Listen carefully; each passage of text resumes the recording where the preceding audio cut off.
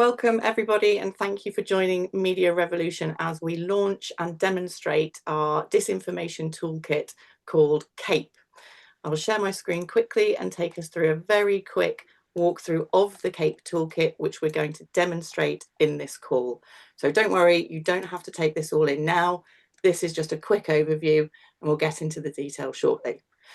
So we're saying that getting your CAPE on is a protective tool to help you with critical thinking and media literacy, because content is adding to confusion. Disinformation is a risk to us all. And the goal is informed judgment and protection. And the hero vibes are a bonus. So the 4 letters that you need to remember are content, accuracy, politics, and emotions. The 4 slides have questions which help you to consider each piece of news, whether that's a printed article, an online piece, or a social media video. Look for clickbait, who are the quotes from, and whose perspectives are missing. Accuracy, what evidence is there? Check the stats, and is there AI? Or not forgetting the regulators as well, who's regulating the media. Politics, is there a professional journalist, a politician, or an influencer behind the post? And what are the politics of the publisher and the owner? And finally, E, emotions. How is the language being used? What does the article make you feel? And that is the end of the CAPE run through. We'll now switch to using CAPE on a recent article which was published by the Daily Mail around net zero. And our team of media experts will help us to dissect every line of this as quickly as possible so that you can see how we can apply this easily when we're looking at the news. So I will start this slideshow, and the first slide is the overview of the article. Don't worry, you don't have to read it all in one go, but we will put a link in the description of the video to an advert-free version of the story so you can have a look at it. But we'll start section by section, going through the article and applying CAPE. So the first slide, we've got the headline and the subheading. Who's going to read that out for us, please? I think I'll read the headline. Thank you, Anuradha. The staggering cost of Ed Miliband's net zero drive finally revealed. £4.5 trillion. That's more than the UK's entire GDP. Well, so going in with a punch there, isn't it? It's sort of setting out its stall very, very clearly at the beginning. This is not going to be a balanced analysis of net zero. It's going straight in, putting the boot in, isn't it? With a big emotional tug on the top line. So that first word highlighted in red, you can see the key in the bottom right-hand corner for emotion. So staggering is a very emotive word. What's the political highlight there? Well, I would say that the political highlight is the fact that this is a Tory, this is a Conservative policy, not a Labour and Ed Miliband's policy. The Daily Mail is spilling this that Ed Miliband's obsession with net zero is going to bankrupt us, when in actual fact it's a policy from the Conservatives when they were in power. So a shifting of the blame, naming and trying to call out something. And also, the word is being really targeted as a kind of demonic icon, and constantly he's been made a sort of really villainous figure, and this is yet again an attempt to do that. Obsessive is the word that sort of gives the idea that he's mad. Philippa, read out that second part for us. Yes, exactly. So Labour's obsessive drive towards net zero could cost Britons a staggering £4.5 trillion over the next 25 years, official estimates suggest. So we've got, again, as Casper was saying, this use of the word obsessive, which is a very, very strong word. Drive towards net zero could cost Britons, right? Okay, so it's not saying it will, it's saying it could. A repetition of the word staggering, another emotional word, not an analytical word. Repetition of this £4.5 trillion. And then we've got a slightly sort of like tapering off at the end, official estimates suggest. So it's not saying we've got this, we've got proof of this, we know it's for a fact. it's repeat the word could and the word estimates, it's kind of hedging their bets a bit here. So again, that content is it's slightly vague. It's not pinning itself down to its source there. It's just saying this is what we're going to present to you here in this article.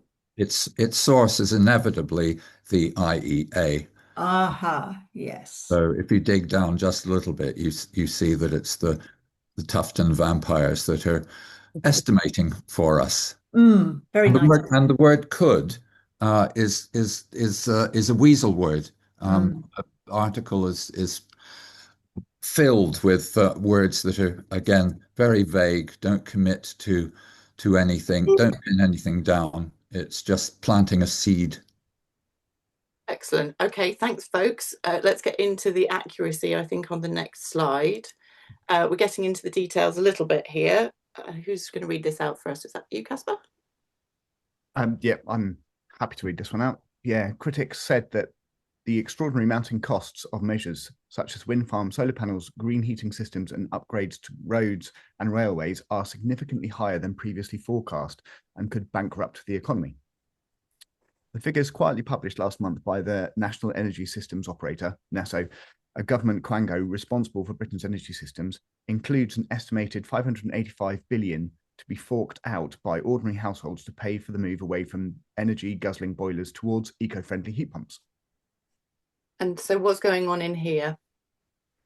Well, I imagine critics, again, a vague voices off word actually means the paper's publisher. So it's just a masking for we think. Yes. Yeah. I mean, the critics, like Tom said earlier on, the critics who wrote the report referred to are the IEA, who are funded, of course, by Exxon and BP. Hmm. So that's just a little bit of Googling to tell us that, isn't it? Yeah. A little bit of Googling and some expert knowledge to know what to Google, I think. But yeah, it doesn't take long to find that sort of stuff out at all. Anuradha? I was going to say it's like they're positioning themselves as the champions of the reader and the government and Ed Miliband in particular as the enemy.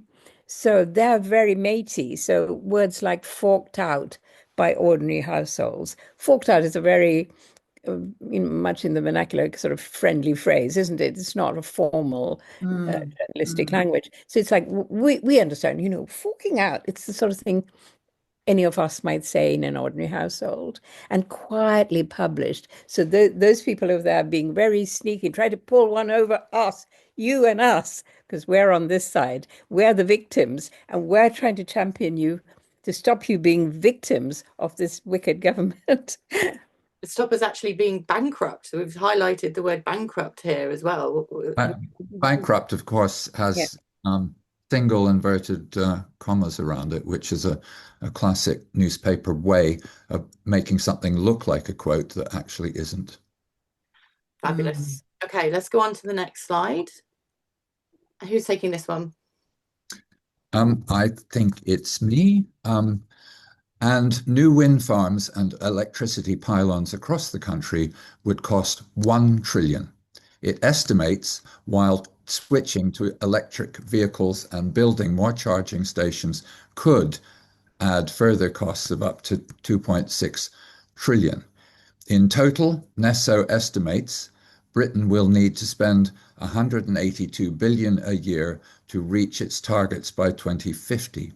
Reform UK's deputy leader, Richard Tice, told the Mail on Sunday the figures were evidence that the policy should be scrapped. He said, "This confirms what I've always said. The government's obsession with net stupid zero will only succeed in bankrupting the country. A reform government will scrap net zero immediately, cut energy bills, and restore growth."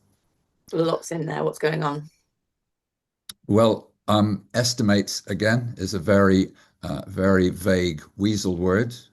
It doesn't actually give any real information. It just sows the seeds of fear.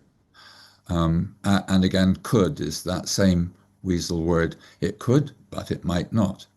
And we've got a clear political steer in the middle here, reform. Tell us about reform being brought into this. It's just propaganda. It's just literally propaganda for reform. It might as well, you might as well just put this on their website, put this in an election broadcast for reform. It's like, it's not pulling its punches. It's not kind of, it's been very clear about where it stands, the newspaper. So it's basically just, you might as well just say vote reform at the end because it's a very clear political bias. So that really kind of the accuracy, the factuality of what they're saying is just completely undermined by the fact that it's essentially a party political broadcast for reform in paper form. So it is very clear. The only thing I would say, they're hedging their bets at the moment a little bit as to whether they're going to come out completely behind reform, or if the Tories do something spectacular, they'll switch straight back to that. But in this article, they're being very very clear that they're saying this is great. Listen to reform, what they have to say. Currently, later on, of course, they bring in the Tories. Okay. But the just before we move on here, the just the estimates and the figures in the first paragraph, what they also include is all new infrastructure. It doesn't matter whether that infrastructure is fossil fuel infrastructure or renewables infrastructure. They've included the prices there. So that's that's disinformation right there. So that's cherry picking of stats to make it sound in favour of the argument that you're putting forward. Is that right? No, it's not cherry picking. It's pure disinformation because it is including infrastructure costs that will be required for fossil fuel for future fossil fuel infrastructure. So misleading stats. Misleading stats. So they've picked the stats to and not said what those figures are including. Yeah. Right. Okay. And I like that net stupid zero because it's almost like they're planting a new phrase that every time somebody says net zero, they can go, oh yeah, net stupid zero. It's like teaching people a slogan, and people love these 3-word slogans, right? Because it's easy to remember, like Boris and his famous thing about Brexit, get it done. And so now it's always going to be net stupid zero as a little way of encapsulating a whole way of thinking. And I think emotionally as well, the reader, as you've said, the Mail are trying to get the reader on side, and they're positioning this argument as stupid. And of course, no one wants to feel stupid. So it's a very emotive word to use on this section. In fact, it's more than no one wants to feel stupid. In addition to that, it's everyone wants to feel superior. So it's like we're saying you're stupid, puts you in a comfortable position where you know what's what, and it's the Telegraph who's helping you know what's what. Excellent. Okay. And also, that the levels of climate denialism in that phrase alone, the whole article is riddled with it. But that phrase alone is pertinent, I think. Excellent. And obviously the thing that's admitted here is the extraordinary cost to us all if we don't change our way forward. So that's completely not mentioned at all. The devastation that's on its way is, I don't know what the figures are like for that, but I'm sure there's currently happening. That's the thing. Climate change is currently affecting so many people and killing people across the world. And yet this is just going to, it's stupid to believe in net zero, as if the fate of the planet isn't actually, it's a very serious situation and they're just dismissing it. Oh, it's just stupid to pursue net zero policies, despite the vast majority of scientists agreeing that climate change is accelerating and actually we need to do something about it. So yeah, it's just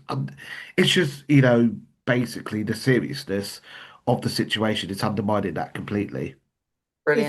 It's like a conjurer, isn't it? They're making you change your focus. Focus on this little tiny, relatively small thing here, which is fake anyway, rather than look at the actual situation, which is the big scary thing that we actually should be, as responsible citizens, looking at.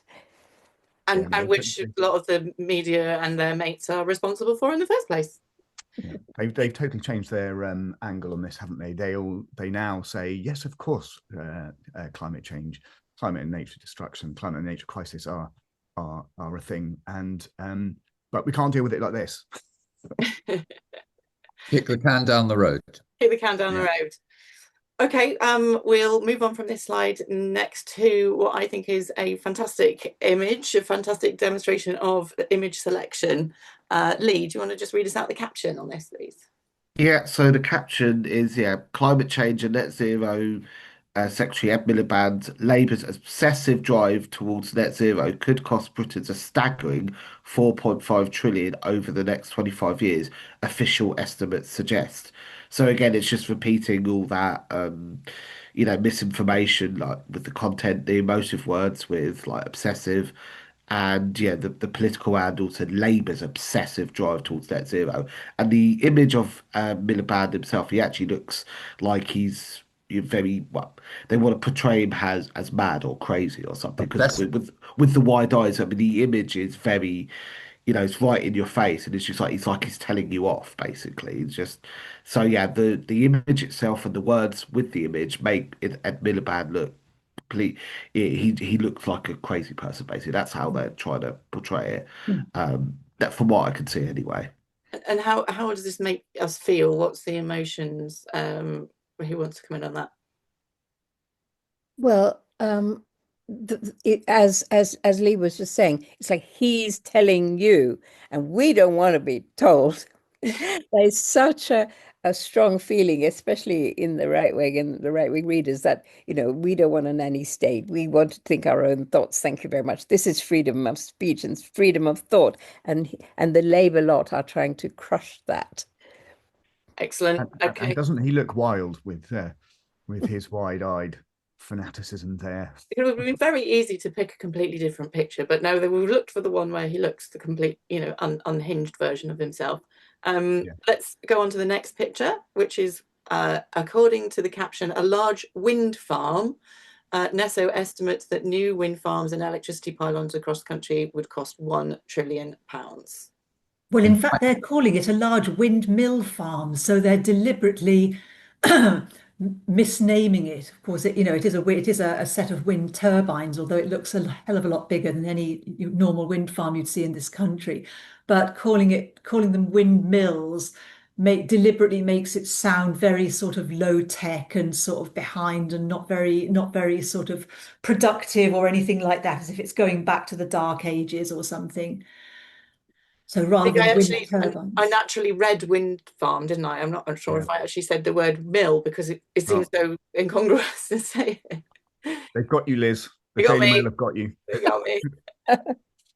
But And again, but we see estimates in here again. And what do we feel when we look at this picture? It's kind of sort of dark and foreboding, isn't it? What's going on here? Yeah, yeah, it's like it's sinister. It's just like all these scary, windmill farms. They could take over the country, and they're gonna be everywhere, and it's gonna plunge us into darkness or something. That's the kind of image I'm getting from this, and it's as if it's the scariest thing in the world. Whereas if you see any wind farm, it's like, oh, okay, it just looks quite normal. Like Mm. if you actually like, drive past any on like the motorway or you walk past any, it's just like it's not. They're not as they're just normal part of infrastructure, like Mm. And other countries' infrastructure. But yeah, it's here. It's like it's out of dystopian sci-fi thing. Oh, this is our future. It's like it's all sinister and scary. I feel like I'm going to and have at my the same face time, shredded by this windmill. It's coming for me. I'm about to be yeah, attacked by it. It's and at the same strangely, time, it's it is strangely, simplifying and dumbing them down, isn't it? Windmill strangely farm. contradictory. Windmills sound Camberwick green, and then the photograph next to it looks Yeah. scary sci-fi. They want Mm. to cover all bases. It is. I think at this point, it's because we've got a picture of a wind farm here. I think it is. It's worth pointing out that onshore wind is the cheapest way to generate electricity. The second cheapest is offshore wind, and then the third is solar. And the according to the national grid, it is 178% more expensive to make electricity using gas than it is using solar.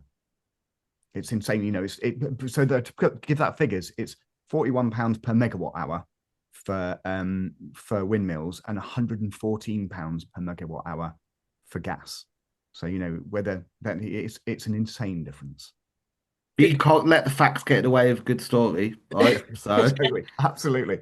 There's another thing, isn't there, that numbers, most of us manage in our household, and this is targeted at people in normal households, think of very small figures, 30 quid here, 300 quid maybe is a big number. And then they keep using these huge, unimaginably huge numbers like 1 trillion is scary in itself because we don't know what it means compared to what. In what ballpark are we talking where 1 trillion versus, 6 trillion that we pay every year, the world pays in fossil fuel subsidies? That's not put in there. So we don't have any way of gauging what this really means. Well, I totally agree. I it agree. can't be that much. You're absolutely right. They should be saying fossil fuel subsidies add hundreds of pounds to your annual electricity bill at home, and then they should have the comparison with green subsidies, and the comparison would be, off the charts. And Tom? It can't be that much. It's only Elon Musk's income for a year. But yeah, there's no context here. So we've got content that's out of context. So it's confusing, right? And people, I think, don't get that chance to stop and pause to check this out. So we've got to try and get through this quickly so that people can feel, oh, now I know what I've got to do. When I see a number, is there any context, right? Great. Okay. Moving on to the next slide, folks. We get into some real detail here. So who wants to read out the first paragraph? I'm happy to. Great. Okay, Shadow Energy and Net Zero Secretary Claire Coutinho added that the figures highlighted the lies and fundamental hypocrisy of the Net Zero campaign. And Tom, could you do next? For years, the public has been told the lie that net zero means cheaper energy. She said, this official data shows the truth. Families and businesses will have to spend hundreds of billions of pounds upgrading their boilers, cars and infrastructure, all while China is belching out a new coal power station every fortnight. And then Philippa, can you take us home with the last paragraph? Yep. So Britain cannot afford to spend the next 25 years forcing people to adopt expensive technologies before they are ready just to make a net zero target. We should focus on making electricity cheap and let people buy products when they want to. Who's got a reaction to that? Well, that last line that Philippa read out, we should let people buy products when they want it. That goes back to the same thing we were talking about. It's, they're stopping you doing what you want. Who are they to tell you? But it's funny. I find that Claire Coutinho, she was Secretary of State for Energy and Net Zero under the last Conservative government and was implementing a net zero policy. So now she's just going, oh no, I'm against it now, and it's just like, if people actually look into her background, she was pushing net zero in the last government. So, and yet she's basically now turning against it because politically it's convenient for her because she wants to, so that's the politics of this is actually she's being disingenuous because, what she previously believed when she was actually a government minister based on being a shadow secretary of state now, she's if you actually look into the politics of this all, it's very, very disingenuous from Claire Coutinho here. Well, it talks about lies and fundamental hypocrisy, but perhaps those words are being applied to the wrong person or the wrong thing. It's projection. It's always projection. Yeah, it is, isn't it? Yes. Yeah. And we've got a note here on the right-hand side about the politics here about funding. Who can explain that? Oh, my goodness. The Global Warming Policy Foundation, my goodness, that's been undermining the whole. They were climate deniers and they've been at it for as long as I can remember. And they're funded by themselves, aren't they? Aren't they funded by the Americans like the Heritage Foundation, the Koch brothers, people like that? And Nigel Lawson was the sort of face of it for a long time. And they very much led this whole kind of Tufton Street think tank, so-called think tank, i.e. lobby group lot. They also birthed Net Zero Watch, who I mean, obviously, whose fingerprints are all through this article and, are very much attached to the Global Warming Policy Foundation and work hand in glove with the IEA as well. I'm surprised they didn't call it Stupid Net Zero Watch. That would have been But Um, it just it Stupid just zero. shows the importance of following the money. Like anytime you read like, this kind of stuff and who's saying it, who are they funded by? Always follow the money. Any article you read, and if they're giving you figures, if they're spouting this kind of stuff, who are they funded by? Always, it's a really important thing for anyone to do when they're reading stuff like this, is always follow the money. Great point. And I think there's one, talking of money, the framing in the middle here is that the families and businesses will have to spend hundreds of billions of pounds. I don't know about you, but I've not got hundreds of billions of pounds. This is terrifying. Upgrading their boilers, which Uh, of course will have to be upgraded every. A boiler lasts 15 years on average, so It's they going have to be upgraded anyway. to cost me hundreds of billions, and it's all China's fault, apparently. Can we talk about So China? that's a really clear bit of cherry picking there, isn't it? Where China is belching out a new coal power station every fortnight. Yes, it is. We know that, and what we also know is what the world, apart from Trump, also knows is that they are building more wind farms than the rest of the world added together. So they are, whilst they are expanding their fossil fuel infrastructure at the moment, they know that is short term, and their long term plan is reaching deep into renewables at a pace that is not being matched by most of the rest of the world. Also, by capita, they're actually producing less carbon than we are. And that's certainly not covered in this article. Right, I'm getting sick of this article. I'm sure we all are, but let's get through the last section. So we've got one more slide with quite a lot of text on it. So who can help us out here? Lee, would you mind starting us off? Yep, sure. So yeah, the potential multi-trillion pound bill will pile further pressure on the government to rethink its eco goals as fears mount that household bills will be pushed up to accommodate the green transition. Last month, reports emerged that Energy Secretary Ed Miliband was poised to splurge billions of pounds on household grants for solar power, batteries, and heat pumps in a scramble to meet Labour's promise to cut energy bills. He's expected to set out proposals next month to allocate up to 13 billion over the next 4 years as part of the government's warm home plan. But the Energy Secretary's ploy suffered a blow earlier this month when government figures showed the UK increased the amount of electricity produced from fossil fuels last year, despite Ed Miliband's net zero push. It showed expanding renewable power alone would not be enough to meet Labour's targets, sparking calls for more reliable forms of power, such as nuclear and natural gas, to be prioritised.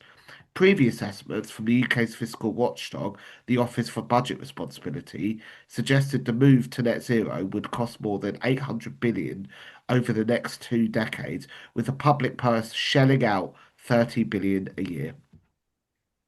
And coming to you, Philippa, what are your thoughts on the content, accuracy, politics, or emotions of the last slide?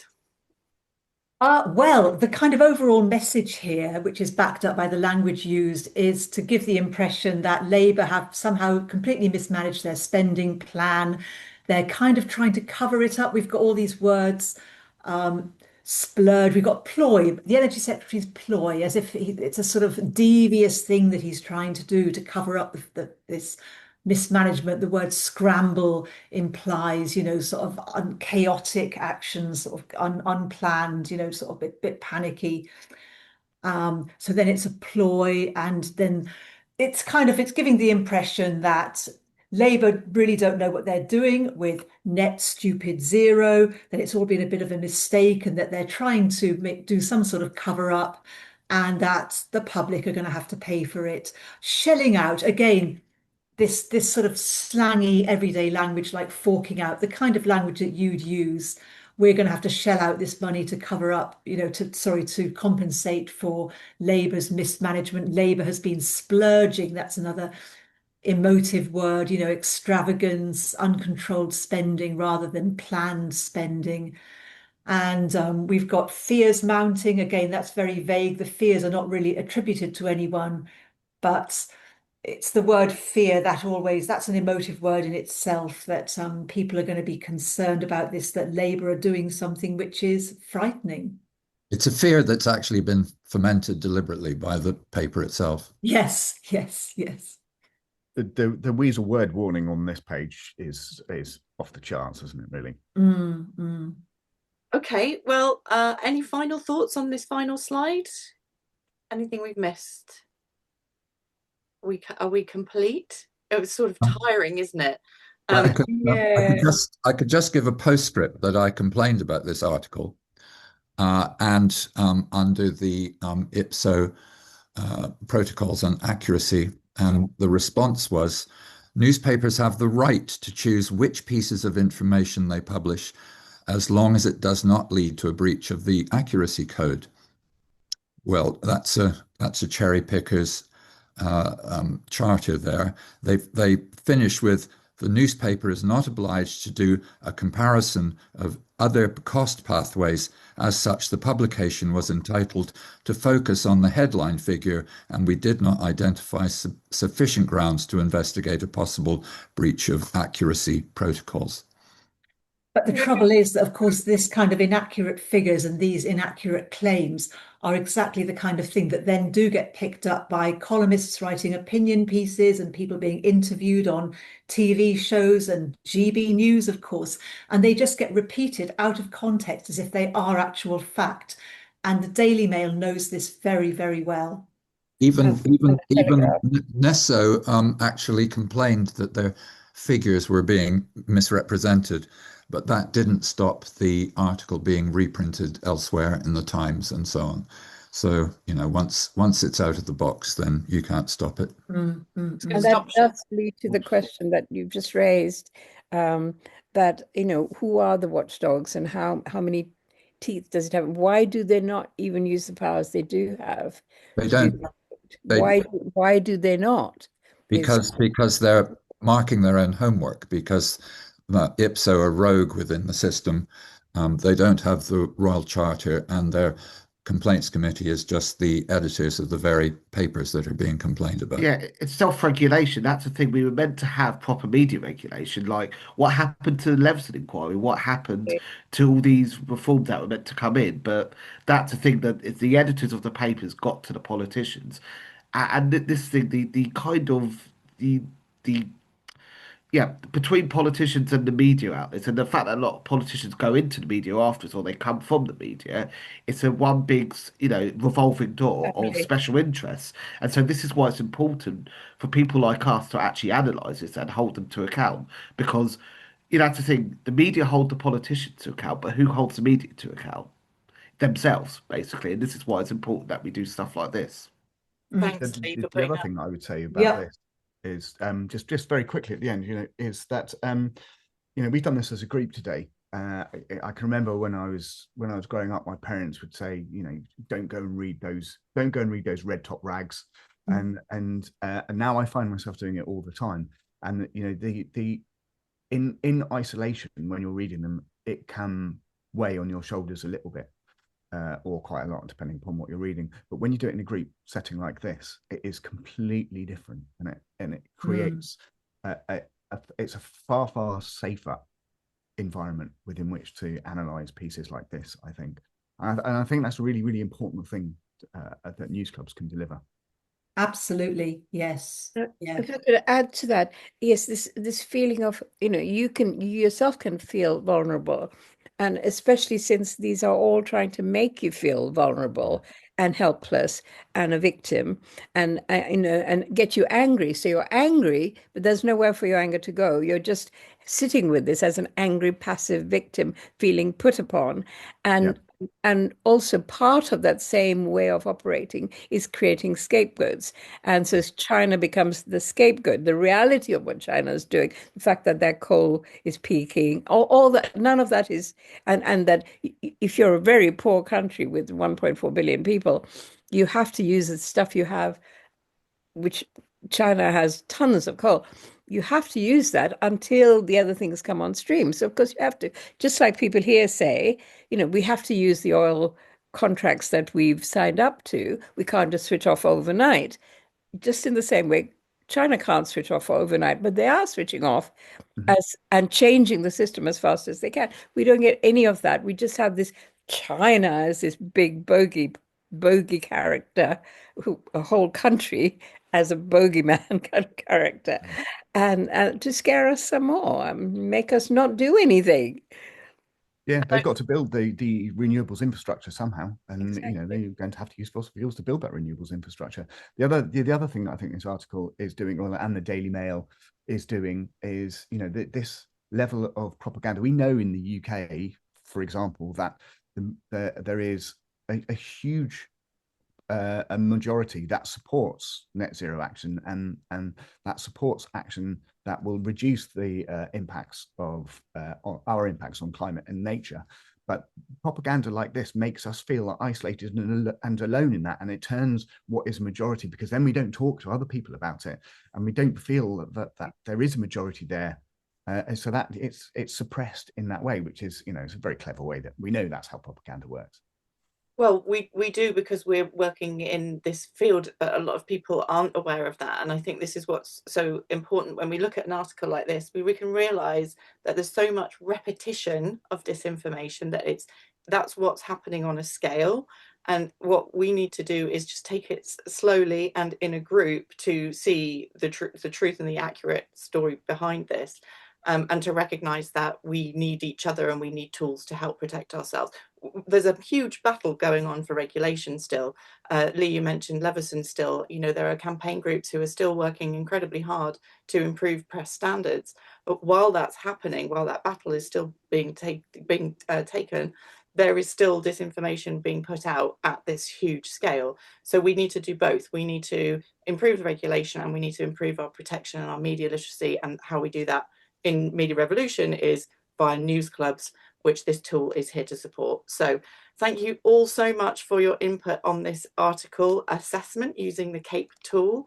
And if anybody's got any questions, our contact details will be in the description, and we will look forward to seeing you again. And we're going to choose another article or another piece of media. Hopefully next time we'll do a social media post. So I hope you can join us again. For now, let's all say our goodbyes. Bye. Bye. Bye. Goodbye.